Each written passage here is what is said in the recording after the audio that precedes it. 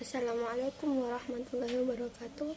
Perkenalkan, nama saya Devi Oktaviatul Alia dengan NIM 033. Di sini saya akan memaparkan hasil makalah saya yang berjudul pendidikan dan mobilitas sosial. Baik, yang pertama kita harus mengetahui pengertian pendidikan.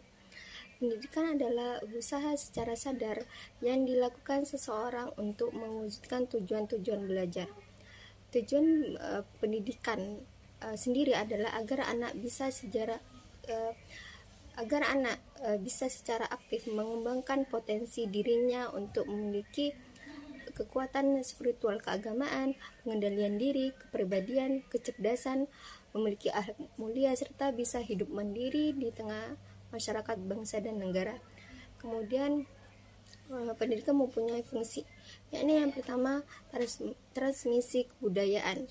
Transmisi kebudayaan ini meliputi tentang bahasa, alam, sosial, matematika, dan penemuan-penemuan teknologi, serta transmisi sikap, norma-norma, dan nilai-nilai.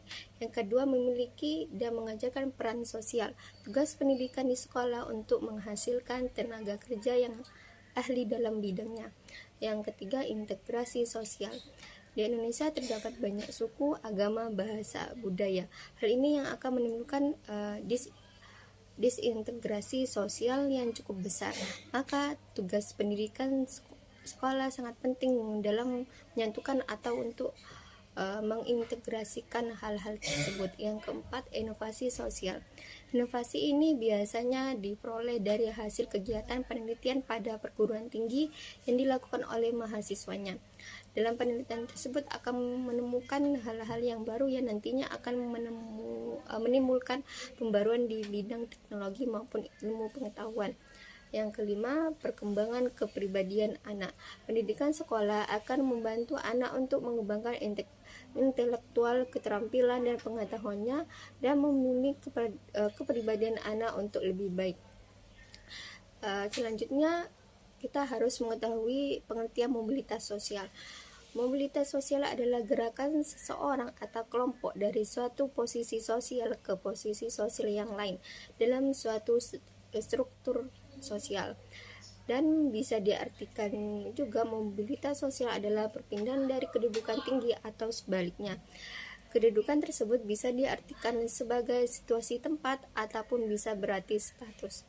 Contohnya, seperti ada seorang guru magang di suatu sekolah negeri, kemudian ia diangkat menjadi guru tetap.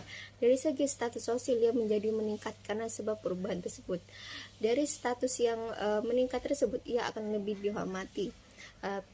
Kemudian perpindahan seseorang yang dari rendah ke tinggi atau sebaliknya berdasarkan atas golongan sosial, kekayaan, jabatan, kekuasaan, dan lain-lain. Mobilitas sosial terdapat beberapa bentuk, yaitu yang pertama, mobilitas sosial horizontal, perpindahan atau perubahan sosial seseorang ataupun kelompok kepada kelompok yang lain, tetapi tidak ada perubahan kepada tingkat status sosialnya, seperti yang ia lebih dihormati di tempat barunya. Contohnya yang murid pindah ke sekolah lainnya. Yang kedua, mobilitas sosial vertikal, perpindahan satu individu atau kelompok ke kelompok lain yang tidak sederajat, artinya perpindahan status sosialnya bisa lebih tinggi atau rendah.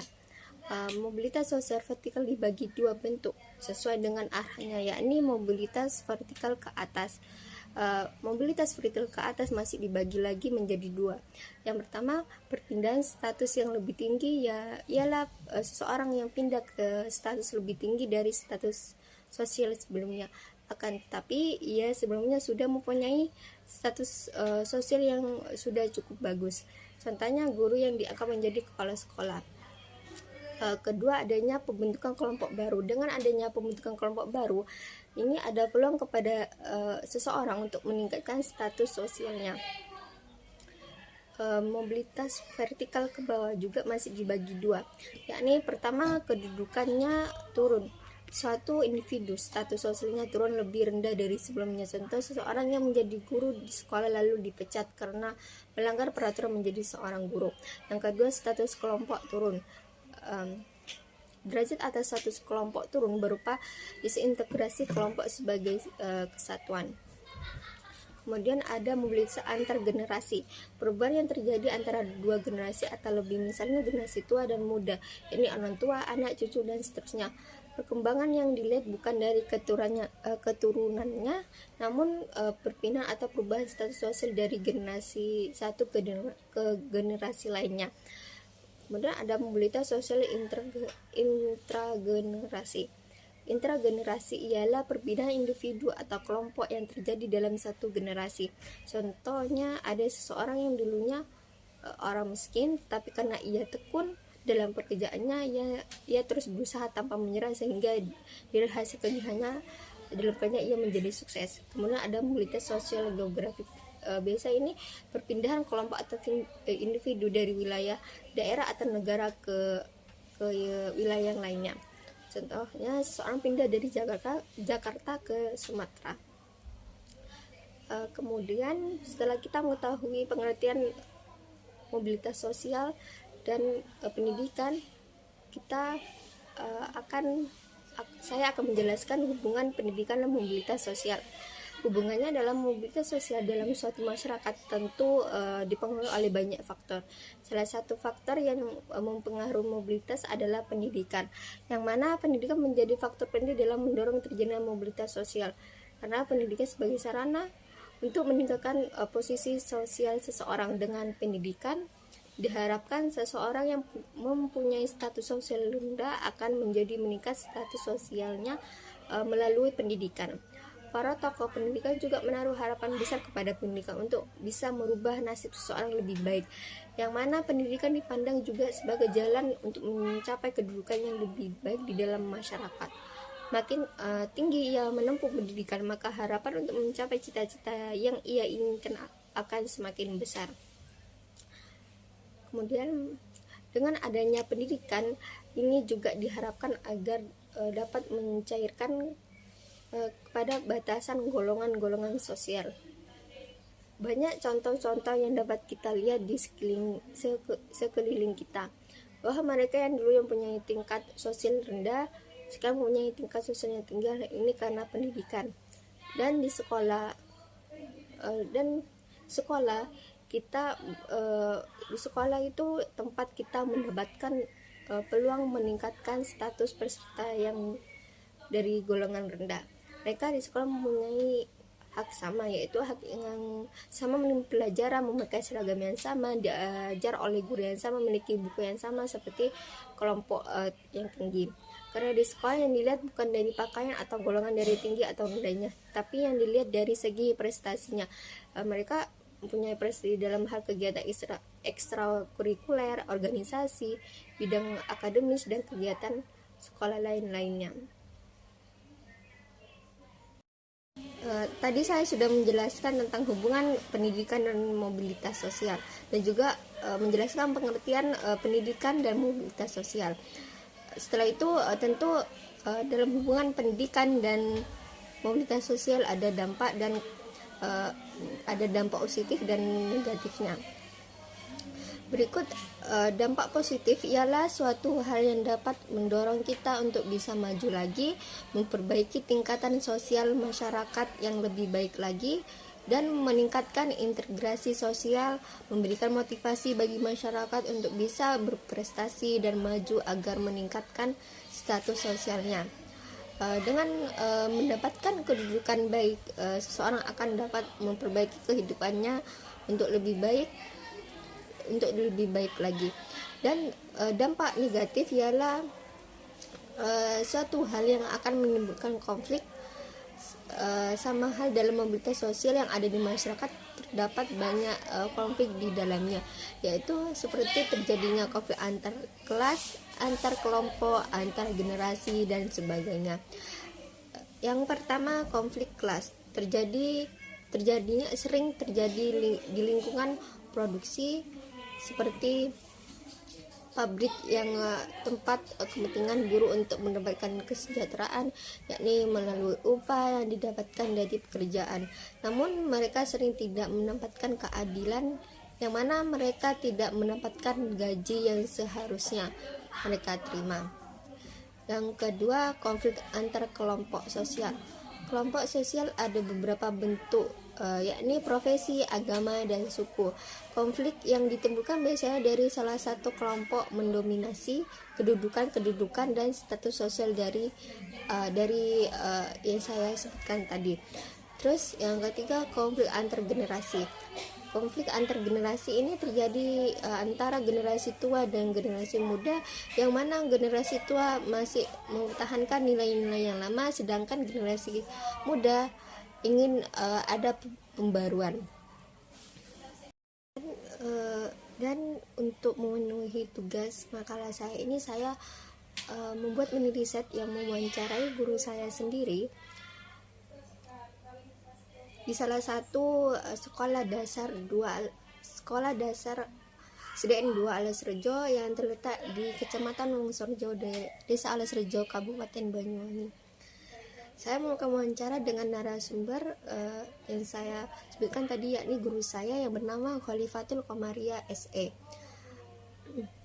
Dulu beliau mengajar sebagai guru biasa atau hanya mengajar matematika, dan sekarang menjadi wali kelas kelas 6.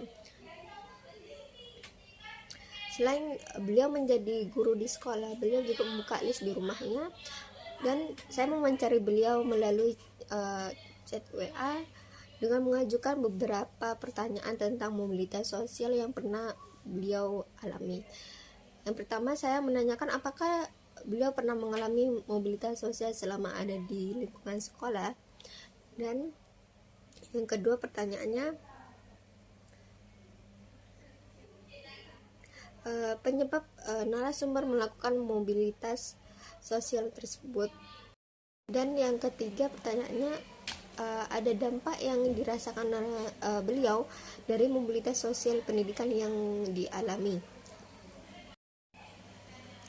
Dan yang pertanyaan keempat, saya menanyakan apa pendapat beliau sebagai guru mengenai apakah benar jika anak mempunyai kepintaran yang cukup tinggi akan membantu anak tersebut untuk naik status di sekolahnya, dan apakah anak yang seperti itu lebih dihargai di lingkungan sekolahnya. Kemudian pertanyaan kelima, menurut beliau bagaimana hubungan pendidikan dengan mobilitas sosial yang ada di lingkungan di sekolahnya. Dan dari yang wawancara yang saya tanyakan di atas, saya dapat simpulkan bahwa pendidikan dapat mempengaruhi mobilitas sosial seseorang. Jika seseorang mempunyai latar belakang pendidikan yang tinggi, maka ada kemungkinan besar ia akan meningkatkan status sosial atau kedudukan yang tinggi daripada status sosial sebelumnya. Dan rata-rata yang mengalami mobilitas sosial itu bentuk vertikal atas, berarti mengalami mobilitas sosial yang meningkat dari sebelumnya. Seperti yang mungkin yang beliau alami, bahwa beliau yang awalnya menjadi guru biasa diangkat menjadi wali kelas, itu sudah mengalami perubahan atau tingkatan status sosialnya. Kenapa beliau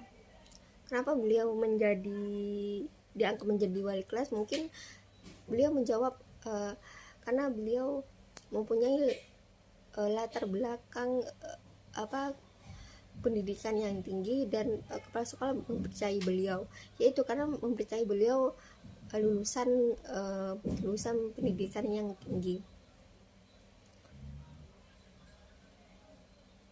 Dan seseorang yang mengalami mobilitas sosial tentunya lebih banyak dampak positifnya, yang mana orang tersebut bisa mengasah kemampuannya yang seperti seperti ia mengalami perpindahan kedudukan menjadi wali kelas, yang awalnya hanya guru biasa meningkat menjadi wali kelas. Dengan diangkat menjadi wali kelas, maka guru saya bisa terus mengasah kemampuannya tersebut, sehingga bisa menjadi guru yang lebih profesional lagi. Kemudian pendidikan tidak hanya berperan sebagai meningkatkan kemampuan yang dimiliki anak, yang intinya kemampuan tersebut bisa membawa ia bersekolah tinggi. Kemudian dari pendidikan yang ia tempuh akan membantu meningkatkan status sosialnya. Namun pendidikan juga mempunyai peran untuk membimbing anak agar bisa berakhlak yang baik. Karena memang benar yang dikatakan oleh narasumber, beliau menjawab akan Saskia mempunyai kepintaran tinggi tetapi tidak mempunyai akhlak yang baik. Mungkin itu saja yang saya bisa sampaikan dari hasil makalah saya. Selebihnya mohon maaf. Assalamualaikum warahmatullahi wabarakatuh.